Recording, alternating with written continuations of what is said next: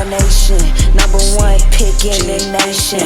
Man, I need my payment, man, I need my placement. I am, yeah, starting on the payment. I am King Carnation, #1. Yeah, running the scores like 40 to 40.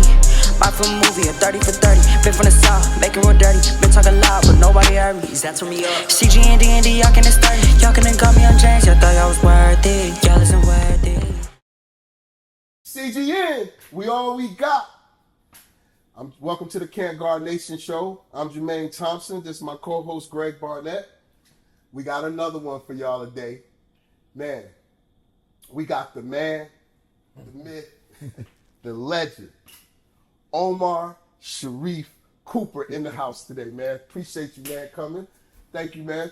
Man, I've been wanting to do this show.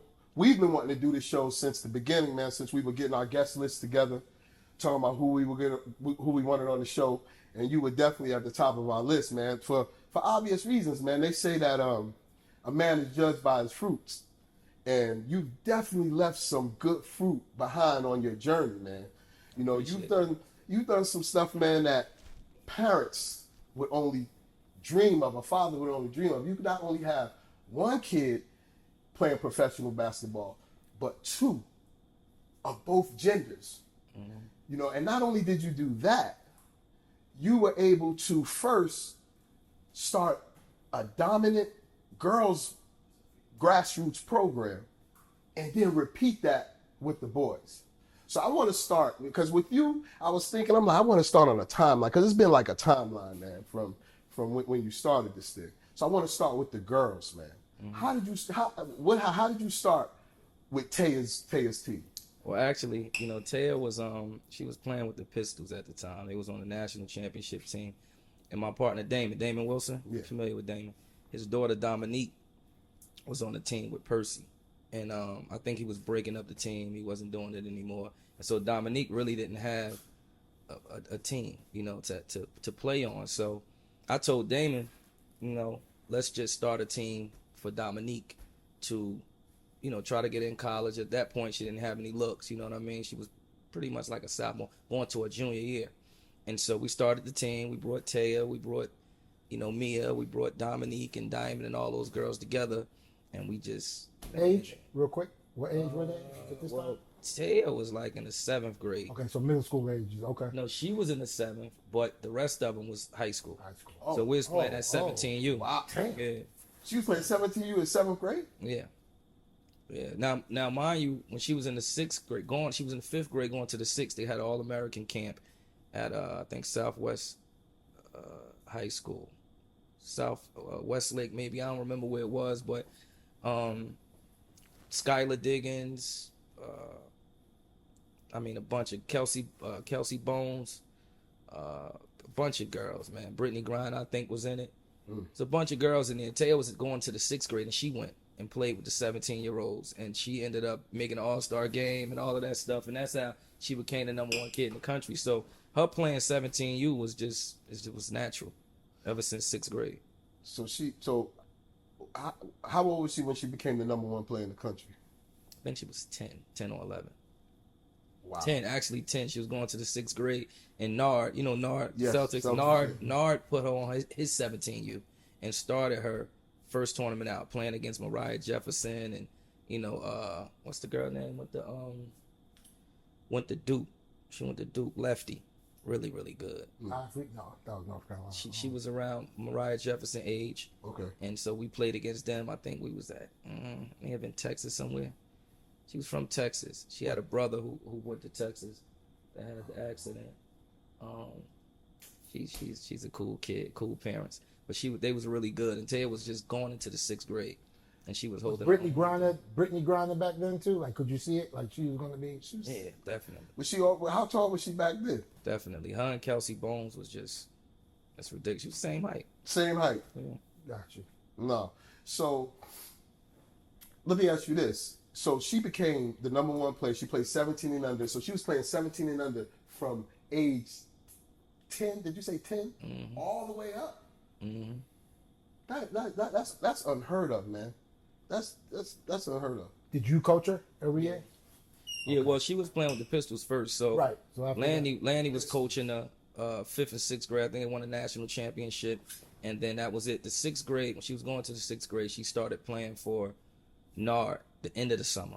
Gotcha. Pistols wasn't supposed to play anymore, so she played with Nard. He played at 17U.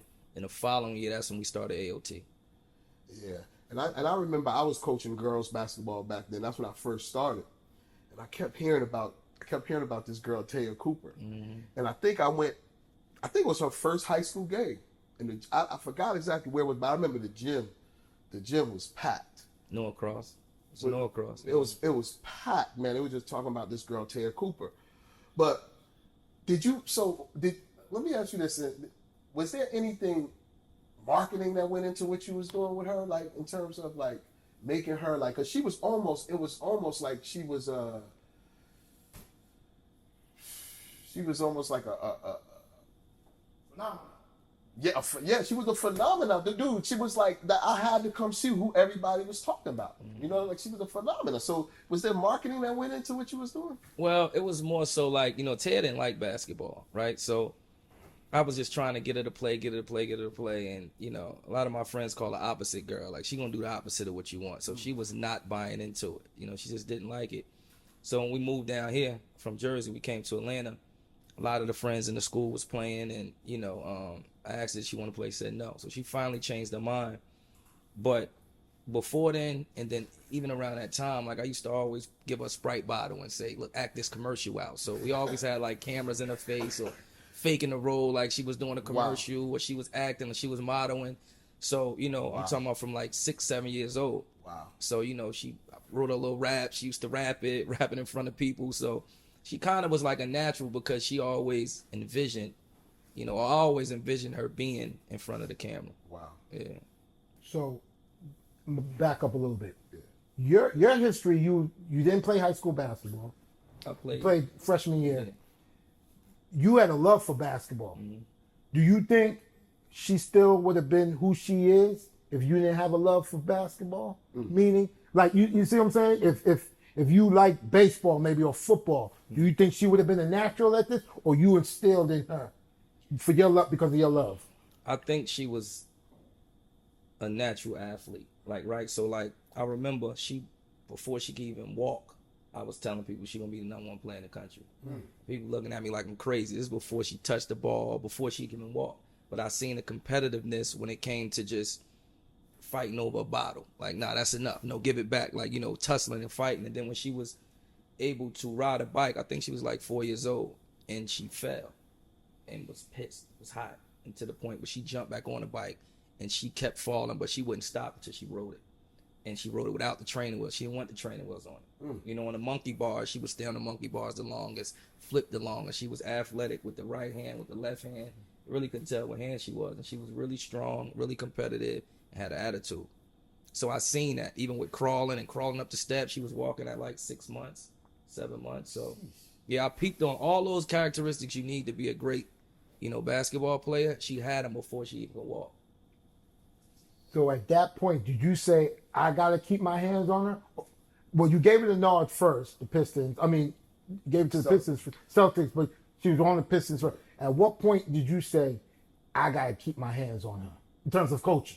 Well, I already was training her, right? Training her. And as far as the team-wise is concerned, she was playing for the Pistols. They had a great team, so she was good with that.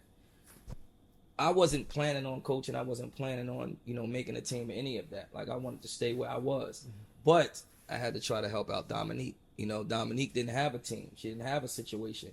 So for me, it's like, all right, well, we got to have this team.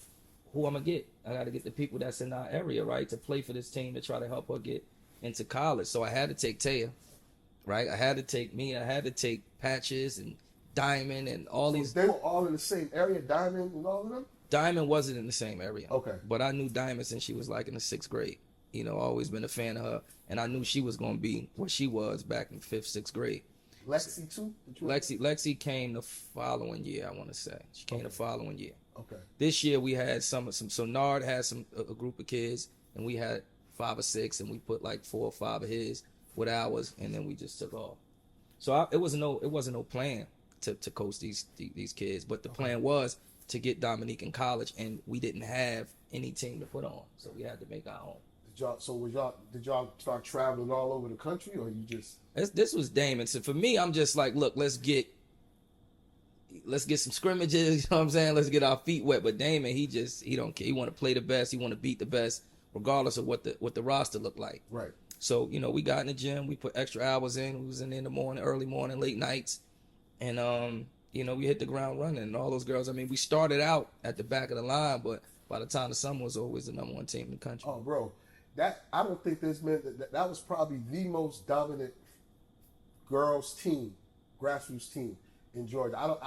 Can you recall another team since then that's been more dominant than that team was? Nah, not really. No. I mean, and then it was that year. Then the following year too, we was incredible. I mean, because at that point, I remember when they was in high school. My son and then because they were like 8, 9 years old. I remember we was like in Chick-fil-A, McDonald's, and they walked in, and it was like they were superstars to them. You know what I'm saying? They knew who they were. You know what I'm saying? I just remember that was that team was probably the most dominant team, girls team that I had seen. Well, that year, all 11 of them. Taya has scholarship offers since 5th grade. Right. And but all 11 kids, well, not Taya, she didn't go, but all rest 10 went high level Division I. Then the following year, we had 10 kids all went high level Division I. So the roster was crazy. It was a crazy roster. So that's interesting you say that, because, and I gotta say this because of our viewers, if you didn't make that move, they might not have went to school. Like, that helped them, pairing them together with people that was better. Because, in this day and age, it all changed. So everybody's like, you got some parents and coaches that want their kid, not coaches, some parents that want their kid to be the star of the team. You know what I'm saying? But here it is, you put together a situation, it sounds like, that helped everybody. So you had all the coaches at court 6. You ain't getting that one. You want that one? I got this one coming off the bench that can play in your conference. But I'm listening, because you got people here now like, but that's the thing, and me and him have had talks. That was his secret sauce, man.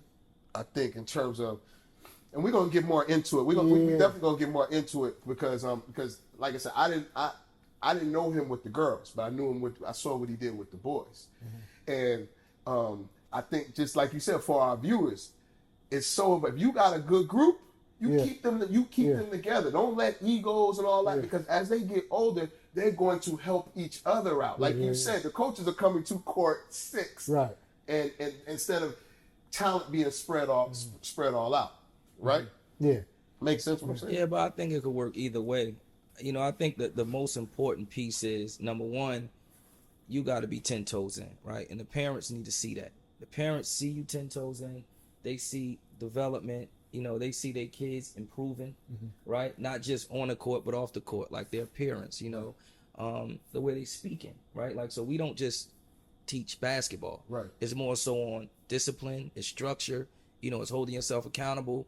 It's making sure that they look good, making sure that they speak well, right? And then making sure that we're in the gym 10 times more than they are.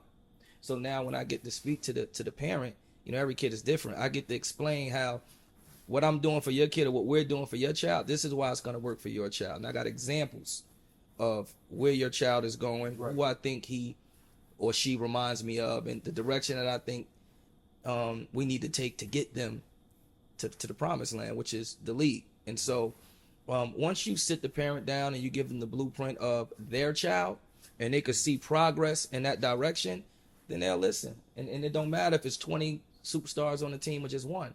Because sometimes you have to, if it's just one kid on the team that's really, really great, they want to play with other great people. Yeah. So you got to convince that parent that this is the best situation for them, just as well especially if it's the position. Because if you're a guard, you want to play with a big that can finish, right? You know what I mean? So you don't necessarily want to be that guard out there just trying to go for 30 and you ain't winning and you ain't getting ain't nobody getting no reads and all of that. That's why it's all about development. It's about where you're going. It's about where you're going. Because if we just talking about the game, and you want to play with a big, and that's fine. Y'all win 1,000 games, but is that going to help you get to the next level? Is it going to help you, survive and, excel at the next level? I don't know. what's your philosophy with playing versus training? Playing games versus training? Well, I believe that when you play games, you're really showcasing what you've been working on, right? It's just like, you got an album, you record the album, you rock the album. When you get on stage, you got to perform the album. If you ain't got no album, you ain't been in the studio, you get on stage, what you gonna sing? So if you're not training, you're not developing, when you get to play, you're gonna showcase that. Right. That you haven't been training, you haven't been developing. If you've been training and developing, when you get to the game, you're gonna showcase that. And then the people who looking for talent to come to their level, they're gonna be able to see what you've been doing the last. Do you believe you can get training by playing? As you know, we probably close in age. When we came up, there wasn't a lot of training, cones and all that. So we went to the park Sunday, and you got better by playing hard and staying on the court. If you lost, it was about a 3-4 game wait. But that's training.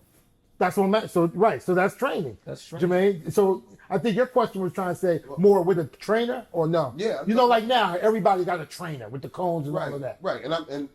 But okay, so there's different types of training. There you go. Okay, I got you. Different types of training. Different types of right. training. Okay. And what I've heard about Coop is that it's not just about the physical training of going through the cones. It's like when y'all be in the gym, from what I hear, it's like they going through mental training. Because that mental toughness doesn't come when they hit the court. Mental toughness is basically that's happening behind closed doors as well. Yeah, and I'm gonna wait till you switch gears to the boys, to his kids. Yeah. But I remember when I first got down here, a little bit after, looking at them joints on YouTube in the yard. Y'all was ALT Rebels, I think. Yeah. He put this out there on his YouTube, and I saw how he trained his two goons. You know what I mean? So I'm gonna wait till you go into the guys though. Yeah. But you've been in the gym. You know what I mean? Yeah. You've been with the gym with us, but what you saying is that's still training. That's mental training, right? Because now you're training yourself to be competitive. You're training yourself that every shot matters, right? So if you do that for 2 years, right, and you get on the court where college coaches is watching, you're displaying playing every Sunday, right, and being held accountable so that you can play the next game. Because if you lose, you're off the court. So it's a lot of different ways to train, but again, you have to train, right? You have to, but you can train and pick up bad habits as well. Yeah, like when you got a trainer and they rebounding for you, or they telling you what move to do. Right now, you got to play. It's all instinct. Now you're a robot. Yeah, you're a robot if you go that route. Cone heads, as you call them. Cone kids. Cone kids. You call them cone kids. Yeah, they just okay. The cones don't move. Like he said, the cones don't talk shit. You know what I'm saying? Yeah. They cone kids. But I wanted to kind of go back because you was talking about Taya, monkey bars, doing riding the bike, falling. So she hasn't always been girly girl like she is. No, now? She was always girly girl dress wise. Like it's crazy, man. Like so. How old was she? She might have been 5. And her older sister Mia was playing St. Rocco's League in Newark, New Jersey. And they were short a player. So they looking around and saying, anybody want to play? And I'm like, Taya, go play. Like, go help your sister. And she like, no. I'm like, just go there. How old is she? She 5. Okay. And I'm like, if you don't go, then Mia can't play. Like, help her. She like, oh boy. So she went over there. She got on a skirt. She got a skirt and she put in a played her, with a skirt with barrettes in her hair and all that, and she played and didn't know what was going on. Like she down here, all 9 down here playing. I'm like, Taya, go down there. She like, oh, went down there. So she had on a dress. Her first game she had on a dress. She was 5 years old. So how you feel about her being like she's big? She has become the glam girl of women's basketball, man. What's your thought? I mean, she did a great Sports Illustrated shoot, the whole 9. She gotta be tough as a dad. Nah, because I prepped her for that. Right? Like I prepped her doing Sprite commercials when she's 5. Yeah, I prepped her for that, and then also Taya, some of that is natural. She used to play with like lip gloss in her sock. Chapstick in her sock. Like the timeouts, she glossing up her lips, she doing her hair. I'm like, Taya, pay attention. She like, okay, like Wow. doing her hair, you know, Wow. brushing her hair, timeouts. Like she Dope. always wanted to play basketball, but she know had this thing where she like, you know, keep it cute, ladies. Like, you know, 1, 2, 3, hard work. 4, 5, 6, keep it cute. Like Wow. this is her thing, right? So Wow. now, Dope. you know, everybody being able to see it, but she been doing this since a child. Nice. Yeah. All right. So now let's move on. So you sit 10, 11 girls to high D1, right? They on their way. Now you got Sharif and Omar coming up, right? Like, how old were they when you started with them?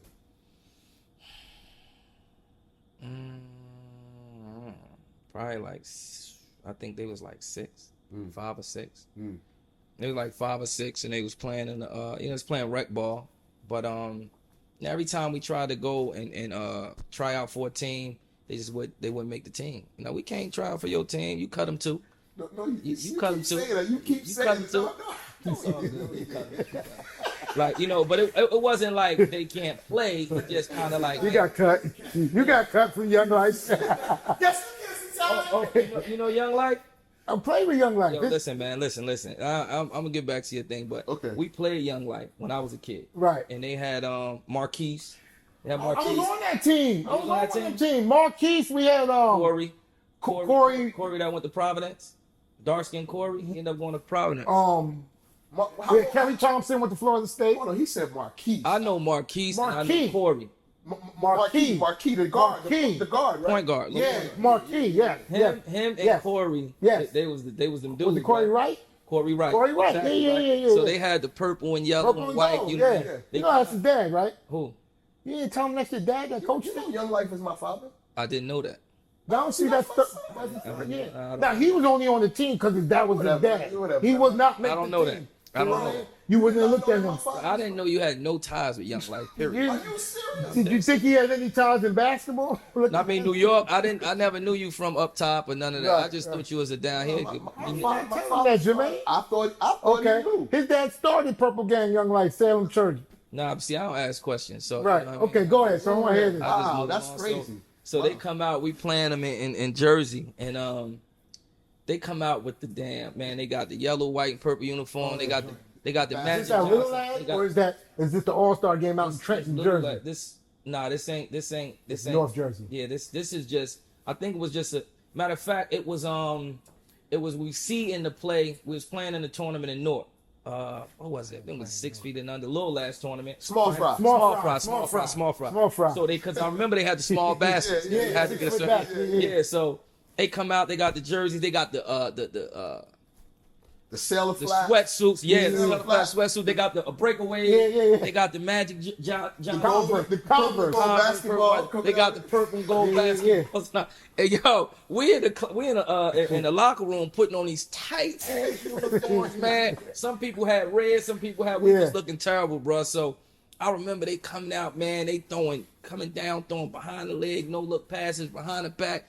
I'm like, what the hell just happened, man? Right. You know, and me, I remember Dashawn Simpson's nickname, Dada. I mean, we was really took it personal. You know what I'm saying? Because we was so competitive and we was really trying to win that game. We ended up losing, but the flair that they came out there with, My man. father says the flash. Yeah, man, like your father. I gotta thank your father for that because honestly, that's where I got that whole mentality of dress good, look good, play good. You know what I mean? It came from way back then. That's crazy. Yeah, so salute to your pops, man, Dope. for that. That's crazy that you did not know that. I'm tripping on Right. that. I know Well, that. when he looks at you, he don't think of you as a Whatever, basketball man, player. whatever. But wow, that's something, dude. Yeah, definitely. Young life. All right. Back to so when you started with you said I cut. Yeah, so I was you know, we used to take them to take him, Isaac, Jair, Sharif, take them to try out for some teams, and mostly people, I mean, they was good enough, but you know, for that age group. But I think most of the people already had we already got our team, so to speak. So I couldn't find them a team. So I think they ended up winning the rec ball championship, and then they moved to Rome. You know, the thing in Rome. So we ended up winning that, and once we won that, But go back. See, I wanted to. Me and you talk. You took, but didn't you say how you met them, how did you meet Isaac and them? They had got like you brought them together from when they got cut. That they had got cut, right?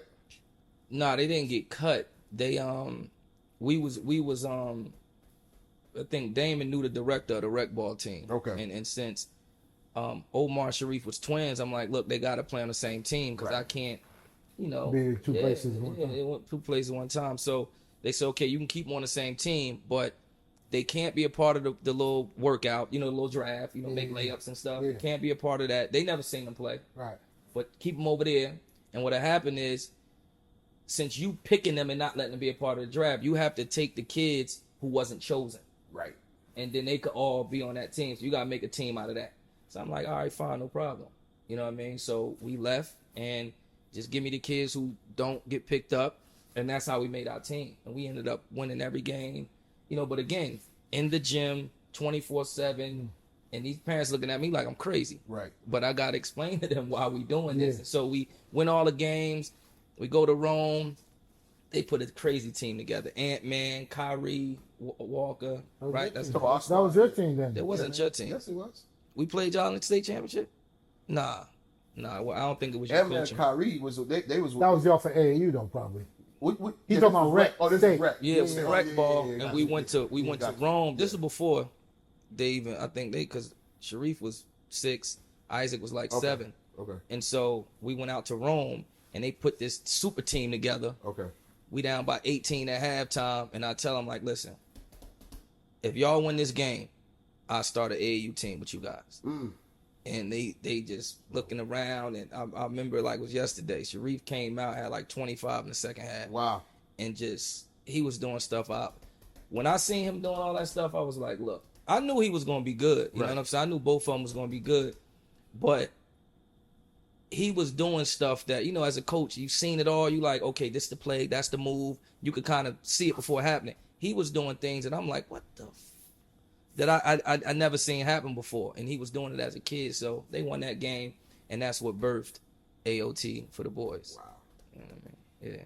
Wow, that's look, you take the kids that no nobody else won, and now you got guys the high Division I NBA players. That's lottery, like what? Right, lottery. That's what I'm saying, right? Like, And the crazy part, and this is what I'm trying to tell you, like, so we ended up going to the MITs. That's what we seen y'all at, right? And we make it to the Final Four. This is our first national tournament, right? Right. Yeah, we make it to the Final Four. We end up losing the Final Four, and it was that tournament where I said, you know, we not ready. You know, we not ready. So, not that we just didn't win it. It's just the way we lost. Like we was just trying to. The boys was tall.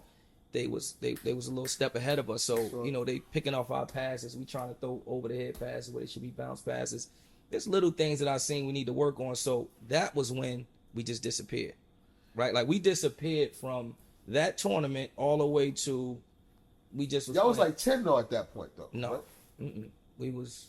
No, you had. Isaac was like 9. Sharif was like 8. Oh, so it was 9. It was second grade. Yeah, it was. It started was 9. second grade. It was 9 because by that time we was traveling all over the country. Yeah, because I want to go into that too. Yeah. Because I know, like now, Isaac was 8. It was 8 and under, I think, or 9 and under. It was 9 and under. 9 and under. Isaac was 8, and because we always played up. Yeah. Isaac was 9. Sharif was 8. We played up, but the thing was, we disappeared after that. Y'all disappeared? Yeah, we disappeared because I'm like, look, parents, they want to go play games. So my motto was like, listen, let's just disappear, man. Like, we're going to work. We work, man. We scrimmage kids 3-4 years older than us.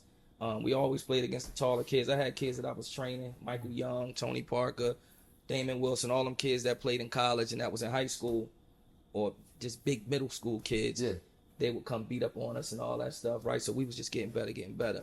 By the time we popped back up on the scene, I think in the 6th grade, even then we were still playing against high school kids. We were going to high school tournaments that, what's my guy? He ran the high school tournaments. He ran the high school tournaments at, man. Here in Atlanta? How? Yeah, so Hal ran all the talks, but he would let us play against the high school kids. You know, that's we come and we gotta play against the high school kids. We would win some games we lose by a last second shot. So it was real competitive. And mind you, they ain't even in middle school yet. Yeah. So we was in the back gyms, and then we was training, but we didn't care about winning. So now when we finally got to play in the tournaments, where our age, because people like, oh, I remember we went to New Jersey, right? My guy Darvin, he had a team. He said he was number 2 in the country. We just went up there to play in the showcase, just to, people that I knew, and like, man, we number 2 in the country. Like, I ain't never heard of y'all. I'm like, all right, that's cool. He like, yo, but why y'all don't play? I'm like, bro, we just at the gym, we working. So he like, man, I want to see that. I heard they could play a little bit. I want to see him. We number 2 in the country. We got this kid ranked, this kid ranked. I said, dog, y'all can't beat us in no basketball, man. So we kept arguing. I said, you know what? This is what we do. You get a gym. You set it up. We're going to come up there. Set it up. We come up there. Now, mind you, they supposed to be 6th grade? They was in the 6th grade. We was in the 6th grade. And their team was in the 6th grade, right? And Omar Sharif was in 5th grade. And so he like, let's do it. So we get the gym, packed gym, you know what I mean? We set it up in the game form. You flew up there for one game? We flew up there to play in like we was playing in a tournament, but then you said, let's do it. No, it wasn't a tournament. Like, so, my kid's grandparents had passed away, so it was like a thing for him, right? So we would just come up there and just play. Like, they had games going all night, so we, of course, his grandkids gonna play in the game. So they was going to play in that. But this dude just keep harassing me about playing this team. They number 2 in the country, so forth and so on. But we went up there, we set up the game, beat them by 50, man. So then he start asking me, like, you was asking me, like, yo, what you doing? Like, what are y'all doing with these kids? Like, why they not on the circuit, so forth and so on? I said, man, listen, it's about development, bro. Like, right now, nobody cares how good they are in middle school. But if they keep developing when they get to high school, it's going to matter. And that's where they're going to separate themselves. Let me say this. Because we played, our squad probably played y'all about 2-3 times, whatever. I remember one time. It was at least twice we played y'all. I probably wasn't there. Yeah. I remember once. Well, y'all, at that point, like, we would beat y'all, right? I remember the last time we played y'all was 8th grade. Remember in Augusta. Remember there was the first. I remember the one time we played y'all. Y'all had I think Kyle Sturdivant was playing for y'all. He was. I remember Kyrie, Cal, your son. Yeah. I remember we played y'all that time. We lost that game. That's the game I remember. All right, but as an 8th grade team, I don't know. Remember when Peach Jam? Remember we went up to Peach Jam with that first. What is it called? The middle school something. Are you talking with Ant-Man on your team? Yeah. Okay, I remember. But we had separated at that time. We just said we're gonna put this squad together. Yeah. We just to go up there and play. Yeah. Because anyway, we had broke the team. We said we're gonna put this squad together just to go up there. But I was like, they not gonna beat us. Like I was talking shit. You know what I'm saying? I was like, they not gonna beat us. But to see the development, bro, at that time, and that's when everything clicked for me on the formula for this, because and this is for our viewers, G. What we did wrong, we had one of the top teams in the country, but we overexposed the kids and we overexposed the parents, where it's too early. They got to see too much, and then it was like, oh, we had kids. So now our parents are chasing national championships. Well, that's what I was going to ask him. Yeah. With the way things are now, social media crazy. Everybody's just like. Every age group, AAU, there's probably like 5 different national championships, mythical national championships, AAU, Adidas, Nike Junior, whatever it may be. You think you can, and with the social media going on right now, everybody's chasing that. They got highlight reels, they all want rankings and all of that. You think you could pull that off in this day and age with the way parents are now? We came up in that age. I think it's worse now. I think it's worse now. Everything, Coop. I think it's worse now. I'm being honest with you. But you gotta remember, it was social media. Like we started Lifestyle 2 years ago. So before COVID hit, I mean, it was the same thing. Like all our kids. I'm talking about younger. I'm talking about younger. The need to travel. I'm thinking the need. Everybody, like you said, and you just said, all these parents think you gotta go to John Lucas tournament. You gotta go here. My kid gotta be ranked. And as you said, nobody's thinking about rankings and all that, what you are. So that's what, when you putting these teams together right now, these are what these parents are asking for. But see, the difference is we didn't put the team together. You know what I'm saying? Like, we developed the kids talking about the male team, every single person on our team didn't have a father that played ball, right? Like nobody. Wow. No, there was no basketball people in their family. Wow. They were just good kids. They was kids, right? And then as developing them and having them and instilling this work ethic and this discipline in them, they became Division I basketball players, right? So I didn't have a lot to fight against. That's number one. Number two, though, again, I think that the value is in explaining. If you can put the work in, right? And if you can explain, if you can articulate to the parent, you know, the direction that we going and why this is going to work for your child, and you can sit down with them, look them in the eye, and they can say, you know what? I'm going to rock with you, right? And then you just, you know, again, you're saying things, but then you're proving yourself by what you're saying, and they're seeing improvement. I don't think it'll be a problem. Even when you comes, like even now, I still have to talk to these kids about social media and wanting, you know, followers and video and all this stuff. And again, what are you putting out there? You got to put out something that these people want to see. Ant-Man went to college with probably 30,000 followers. He left college probably 75,000. He got millions now. But he didn't care about showcasing himself. DJ Wagner, DeJuan Wagner's son, he's not interested in that. He still got a Nike deal. He's still the number one kid in the country. The NBA don't care about that. They don't care about your following. At one time they did, though. Man, they no? don't. About what, They following? do not care. NBA? They do not care about your following. They do not care about your social media presence. You know what I mean? You think if somebody was drafted because of... I mean, it's a business, man. I mean, I've had these conversations. No. They do not care about your Put following. the ball in the hole. They do not care about. Well, so now, and if they'll look at it to see your character, Right. they don't care about your following. They don't care about, you know, your videos, and they care So less. the following, if the following has nothing at all to do with the NBA or a professional sport wanting you in at all. No, None. Okay. Zero. NFL. Zero. Go look at go look at each draft class, right? And look at the popular kids, Right. and then look at the kids who are getting drafted. There's no social media presence for those kids. You know what I mean? They could care less about that. But so you know, Georgia Tech, he always to keep the main thing, right? Like the main thing is basketball. The main thing is development. If you attract cameras, if you attract an audience by keeping the main thing, then fine. If you can't, then keep the main thing until they come. Because if you go looking for it, now the main thing ain't the main thing. Right. And so when it's time for you to be in that spotlight, you can't deliver. So you turn off the people who it really matter to. The NBA executives, right? You know, the D1 college coaches, they're not impressed because you're playing for the camera. And after doing that since 5th grade, now you're in 11th grade, there's no substance. So you had your girl, they went pro, you got the kids team coming up. Did you find yourself in Atlanta having a lot of people trying to get their kid on your team? Man, listen, man. I've had AAU coaches and programs not only talk to me by trying to listen, man, you should be a dad, you know, just take a back seat. That's Listen, what I want to know. we're the number one team in the country. Right. Taya is the number one player in the country. Right.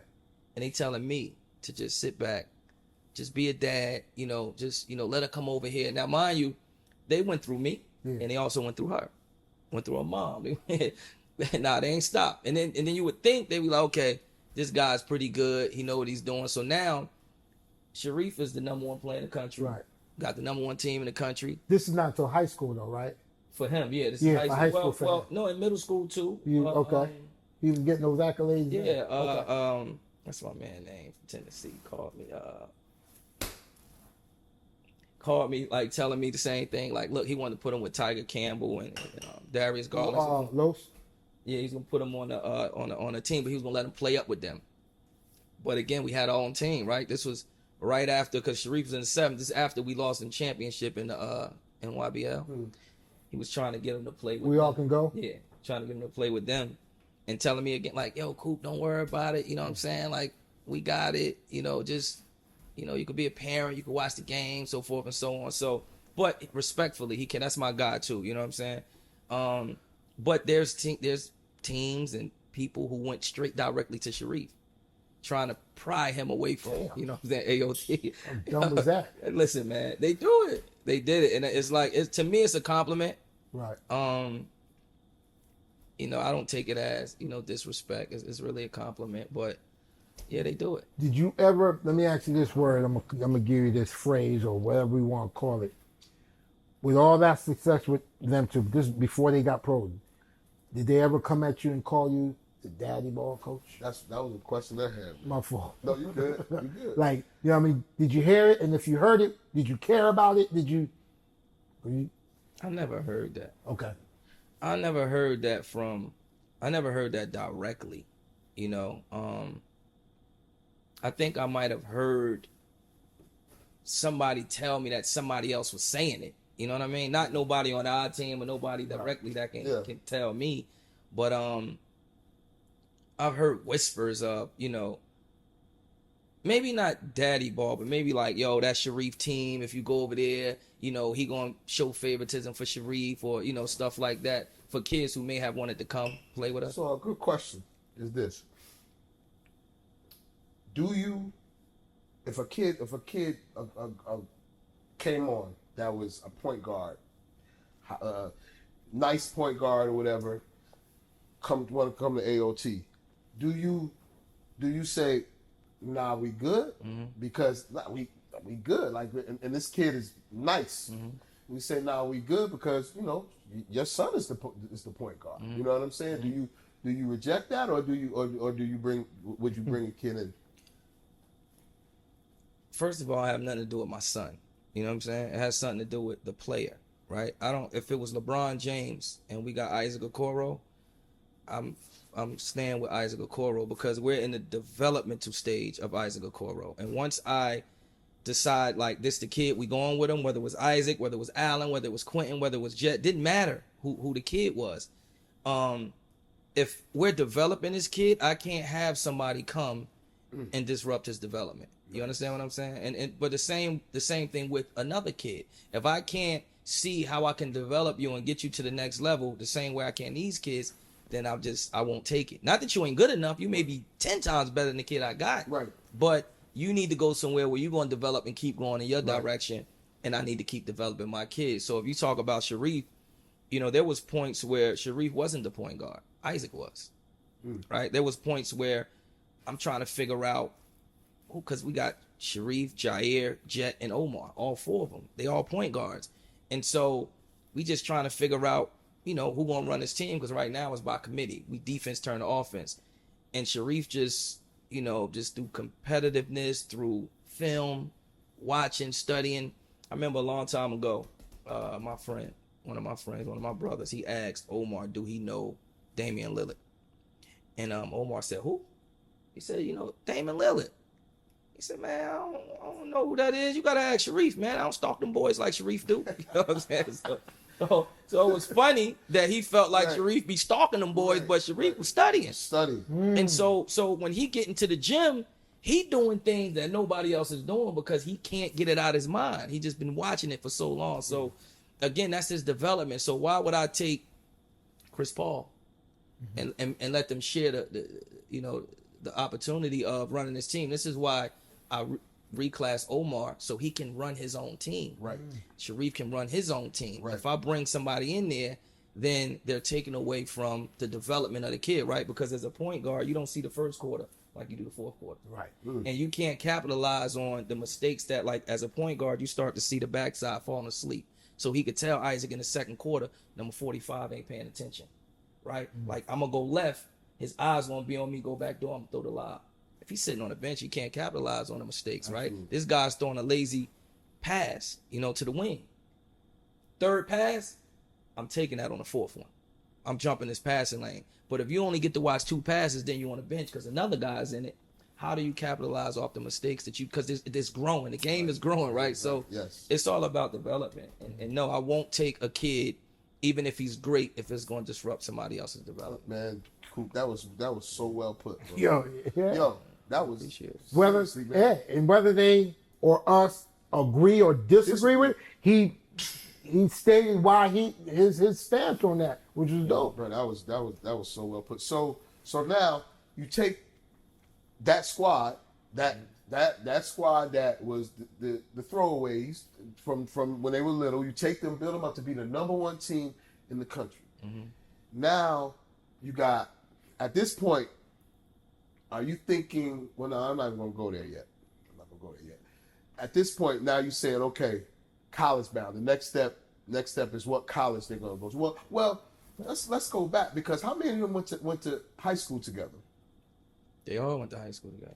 So was that your plan all along? No, they all lived in the same district. Wow. Crazy. They all lived in the same. Wild, see, they all again was from Powder Springs, in the same area, no move-ins. They went there, right? So what happened was, Omar and Sharif went to private school, and they only went to private school because they was going to elementary school, and they had all straight A's. But then they was with, as you playing basketball, they with some friends, and they asking the friends. I think I heard them talking in the car. They talking about a peninsula. They talking about an island. They talking about a river, a lake. So they didn't know what a peninsula was. They didn't know a lot of these things. They didn't know. And they was talking to kids in their same grade, but these kids went to private school. Right. So in my mind, I'm like, damn. So the same way I told you like earlier, when I was in high school and trying to read the paper, I couldn't read. I said, man, I need to go back to school. Wow. It's the same way I was thinking for my kids. Like, here they are, straight A students. They don't know what a peninsula is. These guys that's in the same grade as them are educatedly, as far as education, is way further than they are. Mm-hmm. So I said, I gotta put them in private school because they straight A students, and they, for lack of better words, they just not as smart as I think they should be. So they went to private school. Mm-hmm. So now as they coming up through private school, now they're in 8th grade. Now this is the only thing that I had to make a decision on. Everybody else was homegrown. They had to go to McKeachin. So Omar Sharif go to Walker. They can't play on the same team. They fight.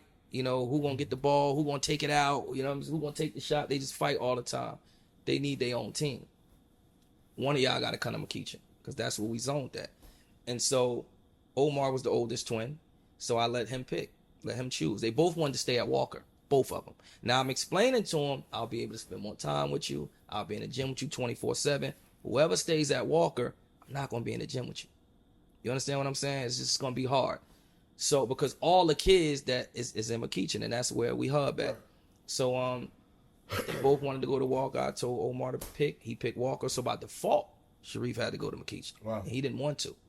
And so, that was the only thing that we had to do. Like, we had to make a decision for one of them. And so, he came to McKeachin, and, wow, that's the way it went. Yeah. Wow, that's wow. So, at this point, you got everybody at McKeachin together, you got the squad together, and now y'all are like the phenomenon. That's a real phenomenon going on now. Like y'all go down to, and let's be clear. Everybody you had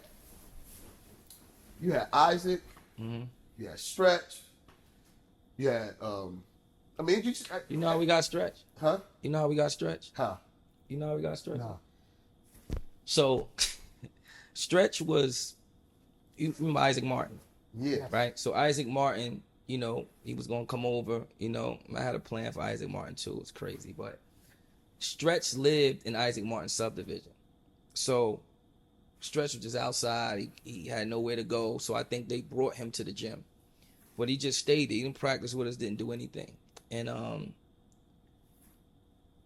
from the gym, nobody came to pick him up. So I'm like, what the hell is it? We got to close the lights out. Who coming to pick you up? He like, oh, coach, I don't know. I forget the guy's name was supposed to pick him up. Nobody picked him up. So he come to my house. So the next day, I'm like, well, shit, you here. You got some shoot. Like, get in the layup line. So he get in the layup line. He can't make the layup. He can't dribble the ball. He can't do nothing with the ball.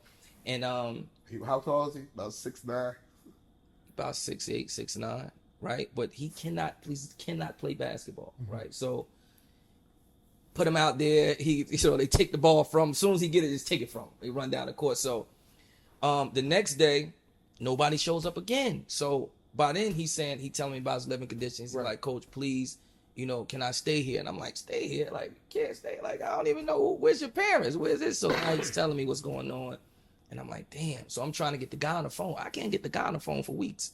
So I said, listen, I don't know what's going on, but for right now, Stretch is gonna have to be on this team. So they crying, like literally, like Omar. No, it's not like they do not want this kid on the team. Like he's that bad at this point. So we trying to run, we run script like, no, don't put him on my team. Don't put him on my team. Like they do not want this kid a part of the team whatsoever because he just, they in the 8th grade now. Right. And they pretty, they solid. They know their group. They know who's good and who's not good. So finally got in touch with the guy probably 2 weeks later. He like, look, I'm going to come over there and holler at you. So he came to talk to me. He was in a bad situation. Kids in a bad situation. If you could keep him. I'm like, yo, listen, man. Stretch like, please don't send me back. I said, all right, cool. Don't worry about it. You ain't got to go back. That's how we stayed. And then from that, he had to work. You know what I'm saying? He had to work. He had to be in the gym. So he started working, started being in the gym. Next thing you know, of course, we going to breed character. We going to breed toughness. You know what I'm saying? He getting all these things. And before you know it, he getting scholarship offers. You know what I'm saying? And now he's at the University of Auburn. So they didn't want him to come back. Like, nobody picked him. Tell him his name. Babatunde, King Bowler. So now listen, nobody pick him. Nobody pick him 3-4 months. Like, now he make number 11 on the team. They pick, I let them pick their team. Old school, earn your keep. Yeah. Your peers know who good, who not good. If you guys keep getting picking last, you should be the last person out this gym. Right. So they picking every time. Stretches off to the side. Nobody picks him. Nobody picks him. By month 6, 7, who got first pick? I got Stretch. He the first pick. And so Omar Sharif, man, Isaac, everybody, man, they fell in love with Stretch. You know what I'm saying? Once they said, all right, well, fuck it, you here. You know what I'm saying? Like, this is my brother. And they inseparable. You know what I mean? They're inseparable. I swear, man, I think you bathed in shamrocks or something, bro. Like, everything just lined up for you, man. Like, but not, what I'm saying is, they say luck is where opportunity meets preparation, and you just took full advantage of no, that. But I disagree because number one, it wasn't luck. Number two, it was in my heart. You understand what I'm saying? Like, okay. You got to remember, these kids don't nobody want Stretch. Right. These people could have took Stretch. Right. Nobody want him. Right. These people could have took Isaac. Nobody wanted. These people could have Jet, Quinn, Omar Sharif. Nobody wanted him. Like, funny thing is, they didn't want Taya either. They didn't want Taya. Like, Taya was on a team with Mia. She did not touch the floor. She did not touch the floor in the 4th grade. Did not touch the floor. Never got in the game. Didn't touch the floor. Fine. Going to an AAU team. This was Landy. This was the Pistols. We already got our team. Okay, no problem. Well, I wish they would have said that before they put out no flyer, come and try out for workout. I'm like, well, listen, man. Shit, what is it, $10, $20 to try out? I said, listen, man, she's here. We drove an hour and a half. Can she at least just try out? I know she ain't going to make the team. Let her try out. They go huddle up. They like, nah, we can't let her try out. And then I think one of the people probably didn't show up and we was walking out and they kind of needed another person. So they like, look, if you pay, we'll let her work out, but she can't make the team. I'm like, no problem. Like, just let her get some work. So she gets out there. It's 9 people. She make 10. She gets out there and hour and a half later, like, yo, can you bring her back tomorrow? I'm like, bring her back for what? Nah, like, you know what I mean? She gonna try out for another team because I said y'all ain't got no spot for her. I get home, Lane calling, listen, I appreciate you bringing her. I just want to tell you, we don't pick teams to Sunday, but she made the team. Like, come on, man. Wow. Come on with the funny stuff, man. Wow. But again, they didn't want her either. And so when you say luck meets opportunity, preparation, it's like, nah, because these is kids didn't nobody want. And I could have been one of those people who didn't want him either, right? Right. Like I could have been one of those kids. But absolutely. Alan Breed, right? This is just us in a nutshell, right? Alan Breed, who's at Providence right now. Yes. He came, he tried out for the middle school team. He tried out. I said, listen, I'm taking 10 people. I cannot take more than 10 because it's just too much. It's hard to develop with that, right? So we have a kid who I feel like I got. So now I'm taking 10. So now I'm going to push it to 12. These other 2 kids playing really, really hard. They look good. Like they might could do something later on in life. So I said, okay, I'm going to I got 11 people. I need a 12th spot. I'm going to take 12. Allen and this other kid. I said, listen, I roll the ball out. Y'all play one-on-one, first 1 to 7. Y'all win. You got the spot. Okay. It's only one spot now. Everybody else not going to make it. But these 2 kids, they number 12. So I roll the ball out. Kid beat the kid 7-0. Allen Breed lost 7-0. Right? Fuck it. Everybody jump up. All right, you on the team. We huddling up. Allen Breed and his dad walking out the door, looking at the door. About to get through the door. Yay, come back. Man, you on the team too, goddammit. Like, I seen something in the kid. Now, I didn't like the fact that he didn't fight hard enough to get 7-6, but 7-0, I just feel like he ain't try hard enough. Right. But I seen something in the kid.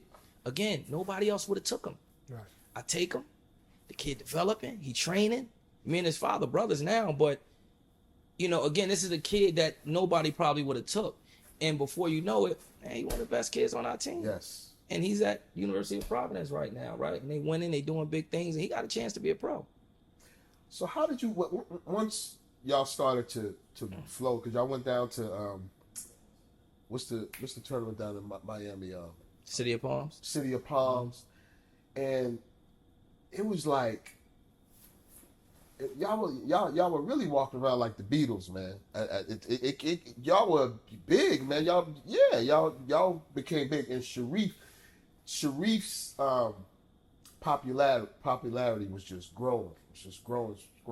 And the team's popularity was growing. What did you do to keep everybody humble? See, I guess for us, like, our motto is, right, and this is crazy. It's crazy that Sharif reiterated it to me later on in life, right? So we don't play for nothing but wins and losses. That's all we play for. Whether it's running to see who get to the car first, who gonna take the trash out, hey, I need the remote, who gonna run and beat, you know what I mean? Get the remote. So it was that competition on repeat, right? So the championship and the trophy don't mean nothing, right? It's just what we gonna do tomorrow. Like, what are we doing today? Like, what are we doing to get better? So that was their mentality. So after winning, all these championships and so forth and so on, it's crazy because I've always said that, like, what are y'all happy for? Like, we playing for wins and losses. Like, you win, you lose, like, you get up and you do it again. So after all the success, remember that next year, this is the senior year. Yeah. And we put the schedule together. Sharif want to play everybody. Everybody going now. It's just you by yourself. Right? Because he always was a year younger. He had just got Naismith Player of the Year, Max Preps Player of the Year. As a junior. Mr. Georgia basketball as a junior. Yeah, so you say he want to play everybody, right? Because that's when he brought Christopher to Meek. Yeah, he the number one player in the country, right? So now it's like he want to play. He want to go to City of Palms. He want to play all the national teams in the country. We start off the season probably like number 4 in the country, right? So for me, it's just like, okay, you're a senior. It's your victory lap, right? Like, we ain't looking for none of that. Like, you already who you are. Yeah. We gonna play the teams around the way. We play a little couple of games. We gonna Floyd Mayweather. We gonna set the schedule friendly because we don't have the roster to do that, right? Right. And I set him down, and I tried to explain this to him. He looked me dead in my face and said, "Well, what we doing it for? Ain't it about where we going? It's not about today, right?" This is what he said to me. It's not about today, right? It's about getting better, right? It's about wins and losses, right? So why you don't want to play the best? You scared? That's what he said to me. That's what he said to you. He said to me, look at me in my eyes. Pick up the phone, call Damon. I said, Damon, man, stack the schedule up, man. This is what he said to me. Right. You understand? So to answer your question, nah, they don't see it as they doing something. Even after winning the championship, the state championship, going undefeated, the season was over. Sharif went to the gym. I said, how you feel? He said, man, I thought I would feel like happy, but I don't really feel nothing. I just want to keep getting better. This after the championship, we in the gym, bro, training after he won the state championship. Nice. Yeah, so I think it was rooted from a kid. No, that's what's up. So now, moving on to college, I gotta ask this: why Auburn? Why? Because it could have been Kentucky, it could have been Kansas, it could have been North Carolina, Duke. Why Auburn? Why did you make? Because everybody was saying what they thought was going to happen, Wow. Yeah, see, I guess I'm just the type of person that it's about the little things people don't see. You know what I'm saying? First of all, for me, I have to see a situation that looks like the kid belongs there before you open your mouth to me. You can't sell me on the situation. I got to see the situation and see the kid there thriving in that situation, right? So when you see the kid that went to Tennessee, that Bruce Pearl coach, shot up all the basketballs, you know what I mean? You see Jared, who's wasn't a top 100 kid, go there and shoot up all the basketballs. You see how he uses point guards, so you can see a point guard coming in there thriving, right? So now it's like, okay, how do he see the kid? This is any situation, not just Auburn. How do he see the kid? All right. Since 7th grade, he been at every game. He tried to come to a middle school game to see him play, but it's a violation, so he couldn't do it. And I was telling him not to do it. But this is Sharif in the 7th grade. He want to come see him play, right? And Bruce Pearl, right? So he's recruiting him 7th grade. I'm talking about every single game he's there. Not only is he there, he's arguing with the referees. Like, that's not a walk. That's not a travel. Like, you know what I mean? That's a foul. Like, you know, I'm like, you would think he was like on our bench, right? Coaching. Okay, in favor for Sharif. Yes, for Sharif, Isaac, Stretch, right. like your team. All right, got you. So I'm like, you know, and I'm watching, I see it through the side eye and stuff, and I'm like, okay, he's not coming in, peeking in, going to see, like, mind you, it's 30 games going on. Right. He's not peeking in this game, going to another game He's like at every that other court coach. 6. He's sitting right there, right. the whole entire game, right, making eye contact after the game, staying through the game to, hey, good job. You know what I'm saying? Before he move on, he makes sure we out the gym before he even go to another gym. Now, I don't know if this by plan, if by design, or he just loved the way the kids play, right? So Sharif started feeling like, yo, like, I really like this, you know, the coaches here, Steve and all those people. And then he watching them play. So when I seen Sharif start to cheer for Auburn, even before he committed, maybe 9th grade, 10th grade, he's cheering for them. Like, now he's a part of what they got going on. So I think maybe Sharif in the 10th grade, Isaac in the 11th grade, right? We got practice. And for me, it ain't about the assist, it ain't about the shot, it's about the right pass. Whether it's the kick ahead, whether it's about the right pass, the right shot. So I think 2 times in a row, somebody missed the right pass. Everybody on the floor. I mean, I'm screaming, everybody on the floor. 100 push-ups right now. Get on the floor. They on the floor. I look over to the side. This dude, Bruce Pearl, on the floor with him. Come on, man. He on the floor with him, bro. He on the floor with him. I'm coaching. He pacing up and down the sideline. Like, I thought he was crazy. He pacing up and down the sideline. Good shot. Good defense. Good job, fellas. Like, I'm talking about up and down the sideline. Like, this is in practice. He just sitting there, you know, a couple coaches in there watching the practice. I was blown away, bro. And I'm like, bro, if he want a kid out of this program, you got it. I'm surprised there ain't no coaches just leave out the gym right there. Like, we ain't beating this dude for this. That's bro. crazy, He was not playing with these kids, man. He was not playing. So at that point, you know, it's like you already see that they can thrive in the system, right? You see how he doing Chuma, you see how he doing Jarvis. So you got Isaac, you got Sharif. You see how he doing the big fella. What's the big fella name? The big fella that came there. The big fella. He supposed to have been the one and done kid. Came in January. Oh yeah. What? Big fella. He was there a few years ago. He went to that final. He was on Final 14. I know Westlake. Nah, not Chuma. Not Chuma. The big fella, big 7-footer. I can't. Kept getting hurt and stuff like that. I think he was involved. But anyway, you see how he treat his guys, and it's like now, okay, the floor is there. I see how you treat the guys there. Now, how you gonna treat our guys? Once that all married, it's like, man, like. And Sharif and Isaac and them, they just talking to each other like, hey, let's. They didn't have to. They didn't have to, because he was creating bonds with them guys that it was beyond me, man. It was beyond me. So it's like this for me, right? You got a house, a home, right? You got cable, the fight coming on. Yeah. TV clear, everything clear, picture clear, no skipping in the internet, none of that stuff. And he's like, well, who you got? I got Comcast. When you go get another house, what you gonna get? What cable provider you gonna get? Same one I've been working. Comcast, right? Like, these dudes is perfect for me, right? Like, I got a carpenter. This dude do carpentry. I got a mechanic. This man bad. You gonna refer your mechanic, right? So yeah. So if you got this guy that's hitting 100 and he does everything you're supposed to do for the kid, you'll be a fool. Not to say, like, you understand what I mean? So that's how I look at it. Okay, so moving along. They go there, they have great careers, they all become pros. Mm-hmm. You represent them along with your daughter. When did that be? You want to wait on it? Because you might be asking the same question. When did that become a plan? Right. Or was that always a plan Right. to represent them as their agents now? Or did that just happen? Did you just, maybe once you saw they're about to be pros, I like guiding them, I want to get, or did you maybe Plan years ago you might have said, I want to be an agent. So when did that come into play for you? I think it was more so of, there was always thoughts of doing the agency. Mm-hmm. When, the right time and when you're going to do it and so forth and so on. And it was like,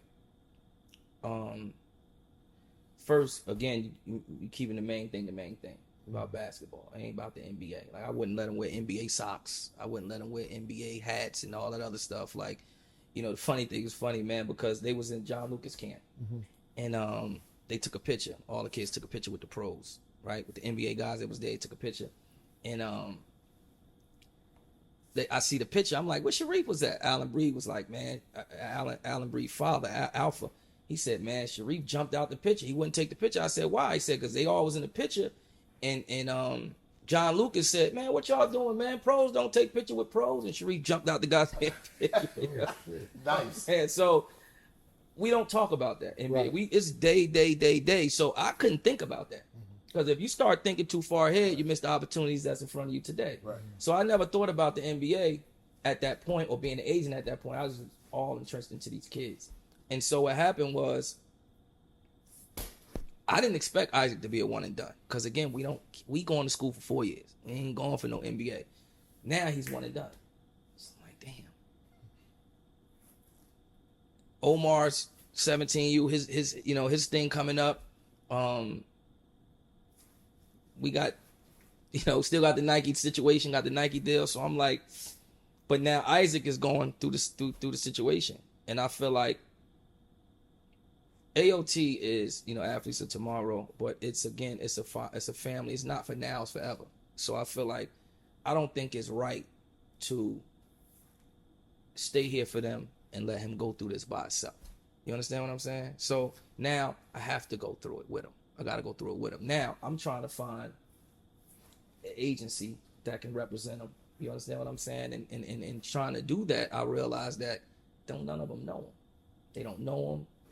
They don't know shit about him. They don't know how to represent him because, again, he was never supposed to be a one and done, a lottery kid. So they kind of got on him at the end. Right. And it was COVID hit, right? So they don't know nothing about him. Now he don't feel comfortable with this. So he like looking at me like, why are you meeting with all these people? Like, why don't you do it? So I'm like, damn. That's a great question. So what I'm going to do? Tell him, nah, I can't do it because I got to comfort it, stay behind with these kids. So I'm like, okay, he going to the next level. Got to go to the next level with him. So him and Taya was at the same time. But I wasn't going to do it. If he didn't turn around, look me in my eyes and say, yo, why don't you do it? So I had to do it. But I didn't think it was fair for me to do it by myself.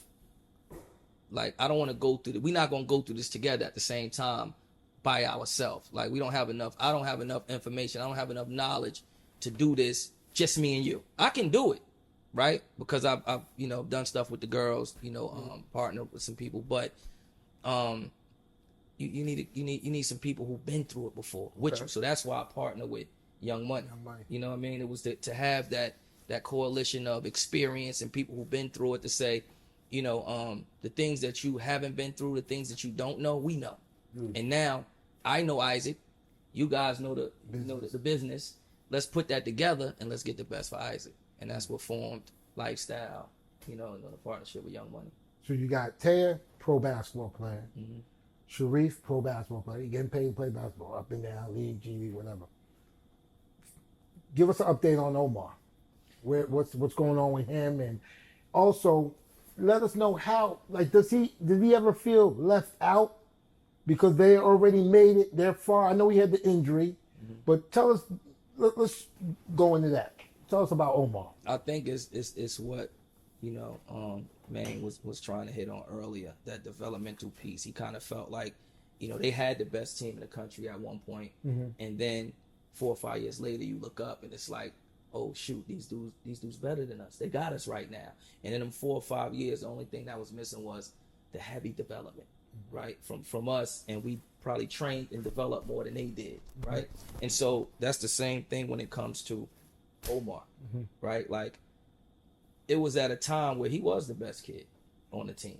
Was he was better than Sharif? Yeah, he was better. They would take turns. Like, you know what I'm saying? Like 1 month he better, 1 month he better. Okay. They would take turns, but they both was right there. Like any given Sunday, I remember we was playing in the tournament, and everybody was playing bad.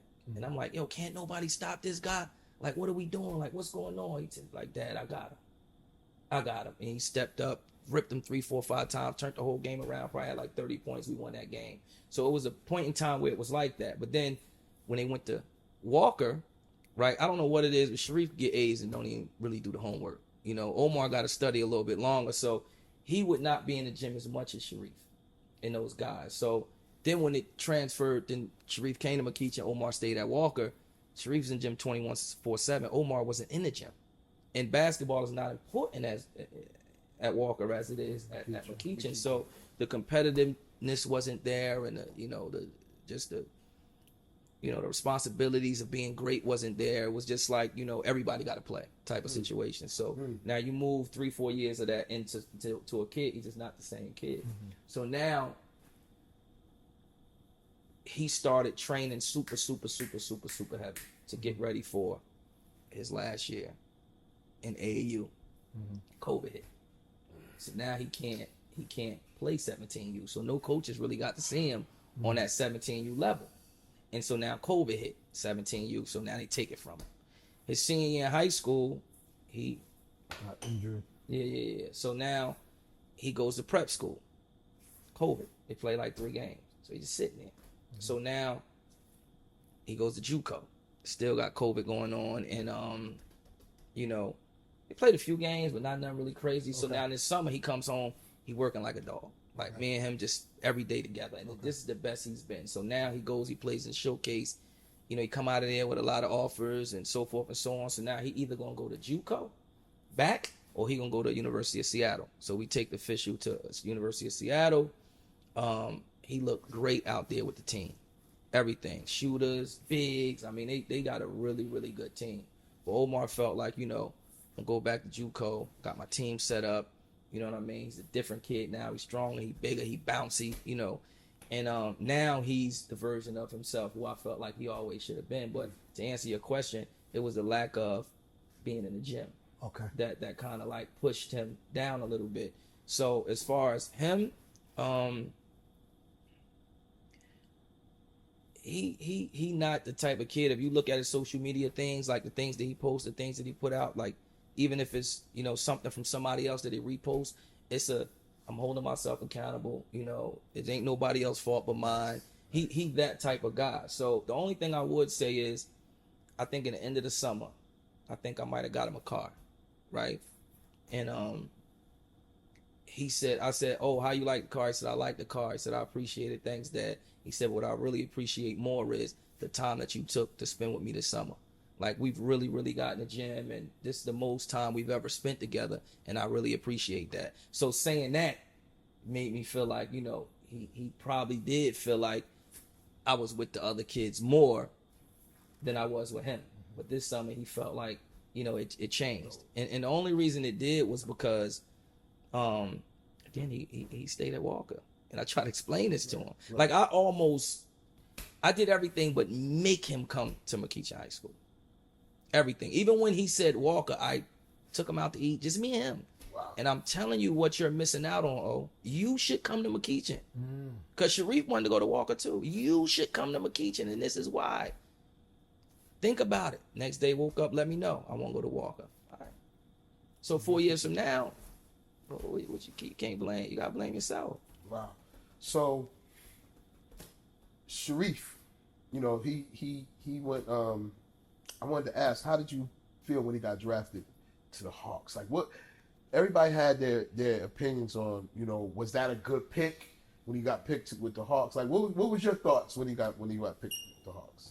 Well, well, first of all, I'm gonna start from the beginning. Okay. Second of all, I was very, very happy because again, 6 months ago, he wasn't even playing basketball. We was trying to get him eligible at Auburn. That's Right. So here's a kid that you might not ever play college basketball. Then you don't know what's going to happen at the pro level because he never got to prove himself at any level except for high school. And you know the stigma, oh, he's going to be a good high school player, but he's not going to be good in college, so forth and so on.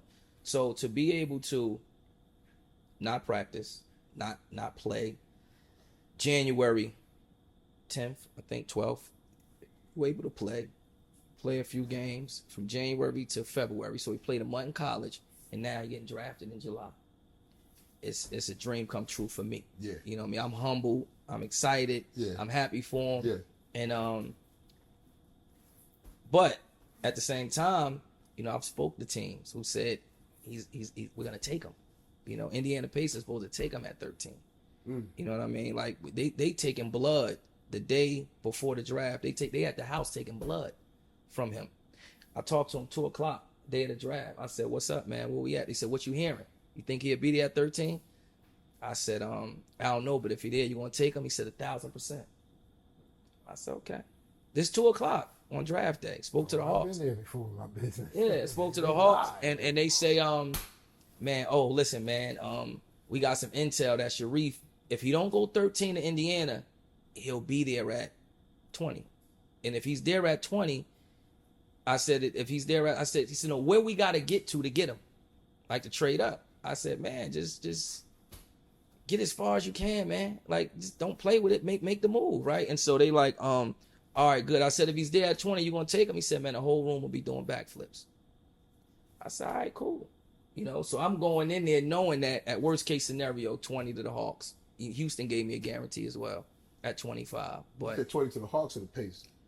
I'm thinking he going 13 to the Pacers because too, like, so I heard from somebody else that it's either between they kind of like, they don't know Davion or Sharif, right? Okay. They like, you know what I mean? So now I'm like, and a long shot was the other guy who went a little early, a dude that went 6 to OKC, point guard from overseas. They kind of had them 3 as they top picks. Half the room like Sharif, the other half like Davion, but the other guys are dark horse.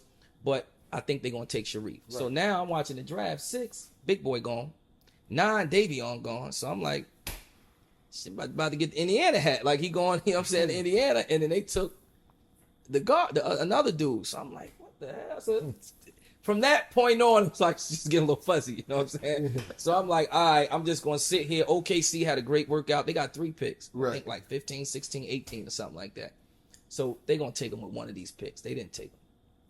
And then they didn't take, then the Hawks didn't take them at 20. So I'm like, all right, cool. Houston going to take him at 21. They'll take him at 20, take him at 24. He ain't go at 24. So I'm getting text. I'm sorry, man. Owner wanted to go, or GM wanted to go in a different direction, or president, whatever it was. So then once it got to 29, then my phone started ringing. But I was just like, you know, at that point, you like, man, these dudes just talking to be talking, man. Like at this point, man, whoever going to draft, we're going to draft him. You know, then the Hawks like, listen, man, you know, we love him. Please don't let nobody take him.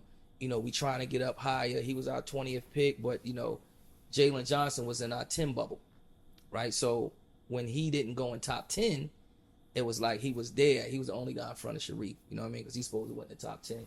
And so we had to take him. But, you know, he's our first round pick.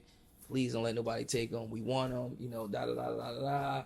So I was kind of mad, you know, like, y'all lied. Like, I'm done. So I kept hanging up. But then they kept calling. They like, listen, man, we want him, please, you know. So they ended up taking him, and the rest is history. I asked Sharif how he felt. I said, how you feel about tonight? He said, man, I'm with the Hawks now. It don't even matter. Right. You know, that's how he felt. So I was happy. So was there ever a time when you wanted him to stay in school? Yeah, actually, that's a great question. So that was a conversation I had with him. I wanted him to stay in school because Sharif is a rhythm player. When he's in the gym, he's a different type of dude.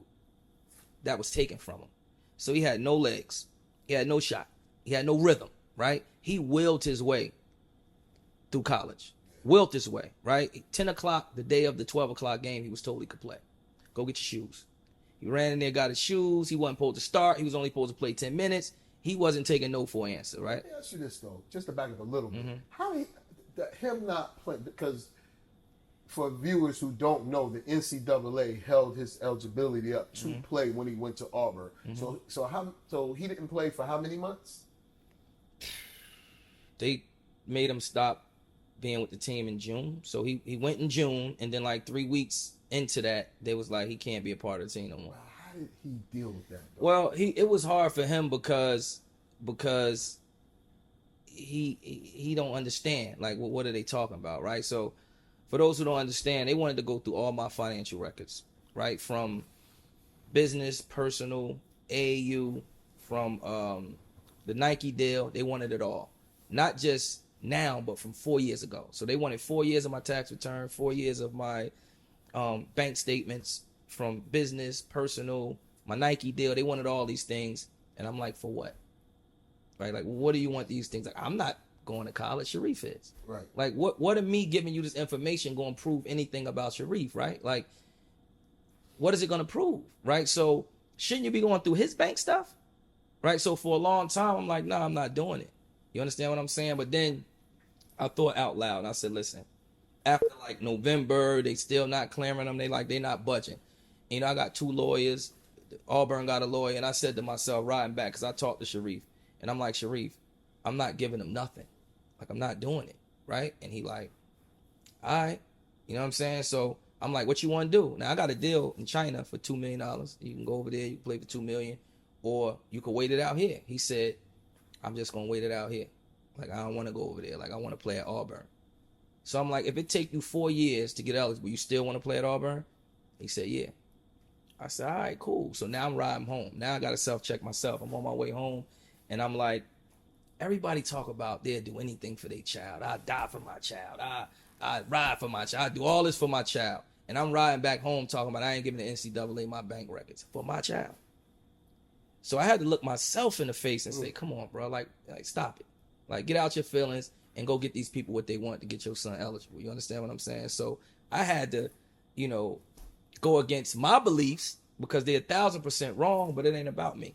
You know what I mean? So ain't nothing in there. You know, you could get punch drunk by these zeros if you want, but it ain't nothing foul in there. So I did it. And it took them, again, ain't nothing in there. They just keep going over and send me this. They nitpicking at that point. So we got some powerful people involved and said, you know what, make a decision right now. This is 10 o'clock the day of the game. So he was able to play 10 o'clock the day of the game. Now, mind you, I'm sorry, 3 days before that, they was like, okay, he can practice. Right? And so now, but he can't practice with the team because they don't know if he's playing. So he's on a red shirt team, you know, and he ain't getting no reps. He ain't getting none of that. So now, 10 o'clock the day of the game, say he can play. He goes out there, no legs. You know, you're a ball player, right? Like, the first thing that goes is your legs. So that's why at the end of the game, he barely get the ball up to the rim. So for me, it was like this. To answer the question, it was like, I know how you play. I just feel like the world ain't see you play yet. You willed your way through that. He averaging 20 points, 8 assists in 1 month, right? And I'm like, Sharif, right now they got you slated as a lottery pick. You didn't end the season. You didn't play in a tournament. If you come back next year, I promise you'll be a top 5 pick because I know what he's going to do. Right. With the rhythm. Right. You know what I mean? Learning his teammates. Right. You know what I'm saying? Right. Being able to hit them and understand. And having the off season with them too. Yeah, having the off season, getting with the coaches, getting with the film. I just know that he's going to destroy college basketball the same way the great point guards that we've seen, the Chris Jacksons, the Trey Youngs. He's going to do that in college. And I felt like he needed to go back to school to show them that. And had a conversation with him, and he like, well, whatever you think I should do, like, I'm with it. And I'm talking to Bruce, he can't come back. He got to go, right? Because we don't know what next year look like. They got him slide as a lottery pick. The worst case scenario, mid-first round. I've talked to everybody in the league. He's going to be a first-round pick. He got to go. He can't come back here. You know, this is what Bruce is saying. And I'm going back and forth with Bruce. Like, I don't care what nobody else saying. You understand what I'm saying? Like, I know what's best for Sharif. And he like, well, I don't want to chance that. Oh, I don't want to chance it. I would love to have him back, but he got to go. And then I'm talking to NBA executives. And they like, look, in the agent role. he's going to be a first-round pick. I wouldn't chance it. Okay, let's say he go back to school. I mean, he can still be a lottery pick, but let's say he can go 13, 12, 9. You going to send him back to try to get him to go 5, 4? Like, it just doesn't make sense. Like, so from all the professional people that I spoke to, it was like, he got to go. It's just, he has to go. And so from that standpoint, I said, you know what? All right, fuck me, just going to have to. Bruce, if you use this as a hell of a recruiting tool, make sure you shout us out, Bruce Pearl, because he's really giving you a lot of legs on recruiting right now. Nah, Bruce is who he is, man. Right. And again, like, everybody wouldn't fit that style. You know what I'm saying? Yeah. So there's certain players who fit that style. They should go there. But if you don't fit that style, then maybe, that may not be the school for you. Like, Bruce Pearl got to come for you. If he come for you, then you should probably go. But if you got to convince him to take him, then maybe that might not be the school. Right. But he's that guy, man, when it comes to, taking care of his kids and putting them in position to be. And then I'm talking about, like, hold on, let's just step back for a little bit. And it's just about Auburn. It's about Bruce Pearl. Like, how they fought for Sharif is incredible. You understand what I'm saying? Yeah. How they fought for him, how Bruce Pearl fought for him, I mean, is incredible, right? Like, what he did off camera, right? Like, to the point where he's talking to the AD and he's putting demands on the AD. Like, if you don't, then I won't. You understand what I'm saying? Like, for Sharif and his eligibility, because he felt like it was unjust and it was wrong what they was doing to the kid. Now, he could say, hey, man, I got a team to coach. Y'all figure that out. No, every step of the way. He was in phone calls. He was in meetings. He was calling governors. He was calling mayors. He was calling the president. Like, he didn't give a damn. Listen, we need to fix this because it's wrong. Same thing with Stretch. When Stretch got deported back to the country, he could have gave up on Stretch. Yeah. He fought every single step of the way until Stretch came back to America. Most kids, when they adversity. Nah, when they with the thing that they need, what's the I-20? When I-20 expires, I-20 expire, and you let it expire, and you don't take your butt over there and do what you got to do to get it rectified, and they catch you and send you back, you ain't coming back. Right. So that's what happened to him. But he came with me. I don't know nothing about I-20. Stretch ain't get recruited. He wasn't even a basketball kid. He was just doing that as a humanitarian with a kid that didn't have no place to go. So come on, we gonna love you and treat you like you ours. But I have no recollection on I-20. I don't know anything about it. McKeachin took him because now he's my child, and you gotta let this kid be in school. Yeah. Not for basketball, but to be in school. Right, yeah. That's a public school. They don't know nothing about I-20. Right. So I-20 expired, and he had to go back home. And they denied him. He can't come back. They fought tooth and nail to get that man eligible. You know what I'm saying? And they didn't have to. So I guess what I'm saying about Bruce is that it's more than about basketball, man. Okay. I mean, he do what he do when the camera's on, but when the cameras is off, he's living it. Man, we all are familiar with college basketball, football, just how these coaches are. You don't hear this. You don't hear because this is loyalty. Mm-hmm. This sounds like he just is like a super loyal dude, man. That's good to know, man. So I want to go this real quick. Like, all this you telling us you did for all three of your kids that you wasn't your biological kids. Mm-hmm. Before camera came on, you was telling me a little bit about your history. Couldn't read, didn't play at the end of college, high school. Touch on that for a few minutes and let us know how did that motivate you to be this. I'm going to call you a super dad. You know what I mean? Did that, if you want to just tell us a little bit about why you didn't play college basketball or the years that you did play. Just a little, you know what I mean? Well, I think the super dad part comes from, my father being incarcerated, right? With life in prison. Mm-hmm. My mom being an addict, right? In the Jersey streets. And growing up with two sisters and a brother. Not knowing where our next meal was going to come from, not knowing anything, man. So for me, it was more so the super dad part comes from, okay, when I have children, I want to make sure you know, me and their mom is in the same house, right? They're growing up with a mom and a dad, right? And giving them the love and the support. Like, I remember being 11 years old, walking down the street, like, that dude dark skinned, he kind of looked like me. I wonder if that's my dad. You know what I'm saying? Like, having that feeling walking in the streets, I just wanted to make sure my kids never had that feeling, you know? So I think the super dad part comes from not wanting them to feel like I felt growing up, right? And then as far as the school part, like, no, I could read. Like, I was a very, very smart kid in school all the way up until like 9th grade. I remember it like it was yesterday. And my mother's my heart. I love her like nothing else. But it was a point in time where I was getting straight A's in school, great student. I felt like I did everything to please my mom. And it was around the time, you remember the HSPT? You had to take the HSPT, and you had to pass that to get out of high school. Okay. I was one of 3 kids, I think, that passed it as a freshman. And I ran home to show it to my mom. Like, look, mom. And she just tossed it on the table. Like, it meant nothing. And this is like right after basketball, you know, where she probably came to one game, fell asleep in the stands. And so I could kind of see, like, her not really paying enough attention to, you know, what I was doing, to the point where I handed that paper and she just threw it down. I'm like, you know, touching the backboard was a big thing back in the day. So when I passed this test, this is my first time. I was so happy. I ran, I touched the backboard. Like, this explains how happy I was. So when I came home, the shit of happiness, it was like. So at that point, I started feeling like, you know, school, it must not mean nothing. You know what I'm saying? Don't mean nothing to the person who I wanted to mean something to, so it must not mean nothing to me. You know, so I stopped really caring about school at that point. So now going into my sophomore year, I started being in the street, hanging in the street. And that superseded school. So now as a 10th grader, I'm transferring, right? Like, I think something happened in school where I was talking to a guy, Cleon Hill, one of my best friends growing up. He's talking to somebody else. And my coach at the time was our teacher, so he looked at me and said, CD after practice, conditioning details. I'm like, for what? Like, I ain't say a word.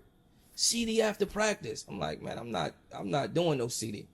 If you ain't doing it, don't show up. I'm like, I ain't coming then. So now he coming to my house every day. I'm like, nah, I'm done. I'm transferring. Like, I ain't going there. And then I transferred and couldn't play because eligibility rolling. By then I was in the street, so it was over. So now from 14 to 16, no reading, no writing, no anything. So bunch of people got indicted, 40, 50 people got indicted, and I'm reading the paper. And it's taking me like, damn, the hours to read this paper. And I'm like, damn, like, I can't read no more. Like, nah, I can't do this. Like, I'm gonna take GED classes. I'm gonna go to, you know, night school. I'm gonna do something because I'm not about to be no dummy, you know. And so that's when took GED, did all those things, ended up going to Jersey State College, you know, the freshman All-American, Street and Smith, Dick Bartel, all those things. I think we won a championship. And then after my second year there, I ended up getting recruited by St. John's. I went to ABCD camp. It was you know, coaches, right? Like, it was counselors. Okay. The college kids can go as counselors. Okay. So I was picked to be one of the counselors, and we was playing against you know, all the guys from UConn, Shaheem Holloway, Ed Coder, all those dudes there, and I'm just tearing the camp up, man. So at that point, Adidas, you know, got on me. I start talking to Adidas. They trying to put you know, ask me about a deal and so forth and so on. St. John's, I went up there, played, was in the Hamilton, all those guys, and then got in trouble. So when I got in trouble, it all just, you know what I mean, all that stuff just stopped. But I remember in 8th grade, I had like 88 points in a game in 8th grade. Yeah. Yeah, I was. That. Yeah. Somebody, so did you get a jersey retired or something like that? Yeah, those are, my guys did that. You know what I'm saying? My guys did that. They just like, you know, they retired my jersey from the high school that I went to. What they said, we ain't even talking to the school or the school board. We gonna retire your joint. Yeah, that's how that went. But yeah, so it wasn't more like I couldn't read. It was more like I don't like the way I'm reading. You know what I mean? So I had to push myself to be able to, you know, get out of that feeling that I felt, you know, when it came to that. Yeah. Hey, this is a good one. This is a good. This was good. Real quick, because I know my producer will kick me in my ass if I don't ask this.